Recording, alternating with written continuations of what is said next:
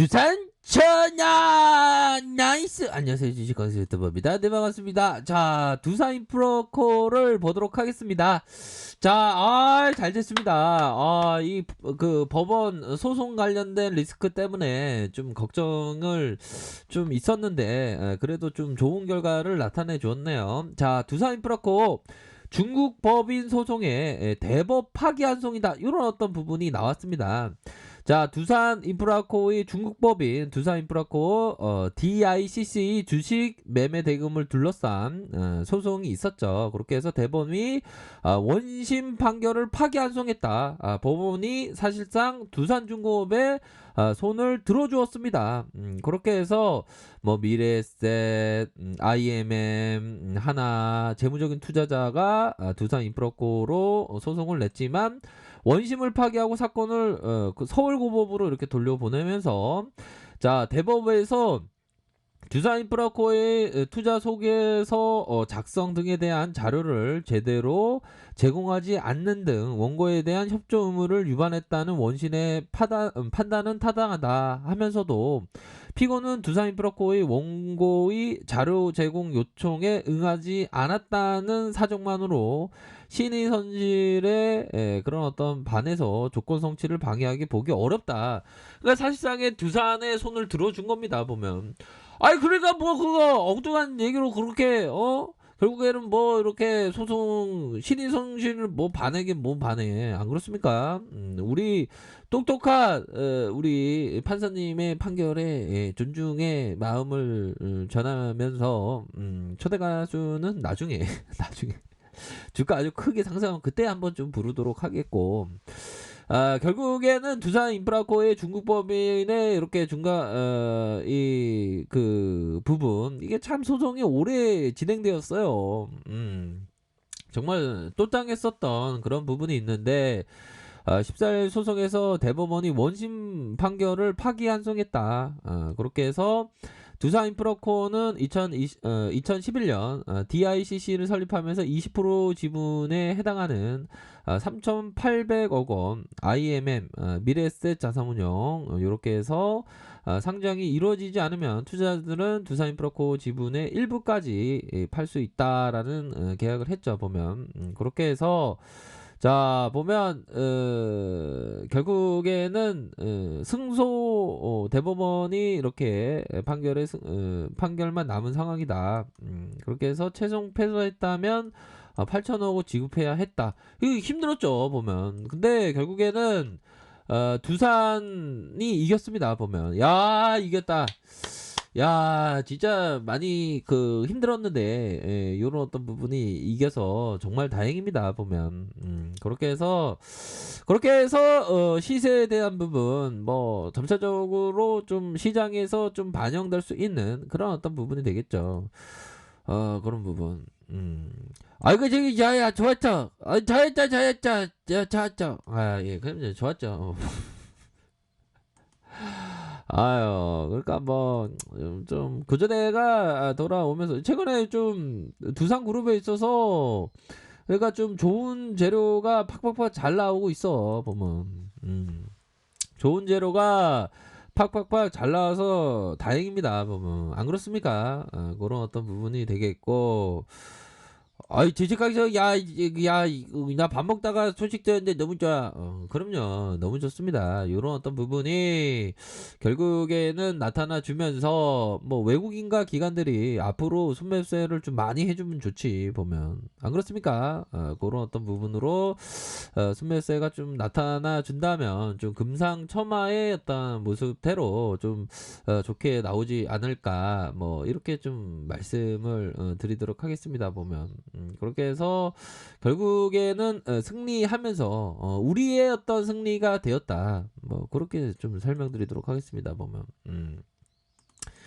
그런 부분이 되겠고 두산인프라코 외국인들이 거래일 순매수세, 이거래일 순매수세, 연구기금들이 이렇게 잡아주는 그런 어떤 모습을 서서히 좀 이렇게 보여주고 있는 그런 어떤 상황이다. 이렇게 좀 설명드리도록 하겠습니다. 보면 그렇게 해서 일별 상황을 살펴보면 외국인들이 이런 어떤 부분 하나, 둘, 셋, 넷, 다섯, 여섯, 넷, 열둘, 열넷, 뭐, 요렇게 해서 굉장히 익사이팅한 이런 어떤 모습을 좀 보여주고 있죠, 보면. 외국인들의 비중이 6.09, 요렇게 해서, 외국인들이 막 쓸어 담고 있네요. 정말 어떤 막 쓸어 담고 있는. 그러니까 이 기업이 워낙에 두산인프로코도 보면 실적이 또 잘 나오고 그렇지 않습니까? 보면 실적에 대한 부분이 이렇게 잘 나오면서 1조 8천억 요런 어떤 시가총액 보면 나쁘지 않습니다. 외국인들의 비중이 6.09 이렇게 비중이 되고 자 두산중공업이 35% 연기금이 6.94 뭐 요런 어떤 부분이 있습니다. 그렇게 해서 실적에 대한 부분 보면요. 영업이익이 6,600억, 8,400억, 8,400억. 이거 되게 흑자야, 보면. 당기순이익 또한, 요런 어떤 부분. 그래서 현대중공업품으로 요런 어떤 부분이 되죠, 보면. 그것도 현대중공업은 맨 처음에, 우리 관심 없다고 막 했어. 막 튕기고 그랬어, 현들아. 그런 부분이 있었는데, 결국은 막 튕겼지만 결국에는 살아있네의 모습을 보여주지 않았습니까? 그렇기 때문에 다시금 뭐 좀 좋은 모습을 연출할 수 있는 그런 여지는 충분히 많다. 그렇게 좀 설명드리도록 하겠습니다. 그러니까 오늘의 어떤 이런 어떤 부분은 정말 뭐 하루아침의 일이 아니죠. 보면 그동안 어떤 우발 채무에 대한 부분이 되게 리스크가 컸어요. 근데 얘들 봐. 공매도 애들이 대량의 쇼커버가 나오면서 깜놀하게 막 도망가고 있잖아. 그러면 주가 상승에 대한 부분을 일정 부분 좀 기대해 볼 수 있는 그런 측면이 굉장히 많겠죠. 보면 아무튼 축하드립니다. 그동안 좀 기다려왔던 그런 어떤 부분이 좀 많았는데 이제는 저점에서 반등세가 세게 나와주면서 이런 어떤 부분 좀 좋게 나오지 않을까라는 기대를 한번 해보도록 하겠습니다. 월봉 보면 자 월봉에 대한 부분은 주가에 2,500원 요런 어떤 저점이 있었지만 자 반등세에 대한 부분이 세게 나올 수 있는 저점에서 세게 나와주고 눌려주다가 재차 상승을 보일 수 있는 그런 어떤 부분이 되겠다. 거래량 터져주면서 눌려주면서 재차 상승을 보일 가능성 충분히 있다. 이렇게 말씀드리면서 주봉에 대한 부분 볼까요? 주봉에 대한 부분을 보면 이런 어떤 부분에서의 일선 자 20주선 20주선 라인선에서 저점에서 반등세 세게 나와주고 다시 한번 이런 어떤 저점에서 볼린저 하단선 자 이런 어떤 하단선에서 재차 강하게 세게 나와주는 그런 어떤 모습을 현재 보여주고 있다. 이렇게 좀 설명드리도록 하겠습니다. 뭐 주가에 있어서 흐름이 나쁘지가 않아요. 보면 아시죠? 그런 어떤 부분. 자 지하철로 튀면 다음 지하철이 항상 오죠. 주식할 때 항상 뭐 주가의 눌림, 기업을 투자할 때는 주가의 하락 이럴 때는 좀 모아가고 올라오면 뭐 올라와서 좋고 밑에서는 모아갈 수 있는 이러기 위해서는 좀 현금을 항상 좀 따로 한 25% 30% 정도는 좀 따로 떼어두는 게 좀 여유 있게 좀 증시를 좀 즐길 수 있는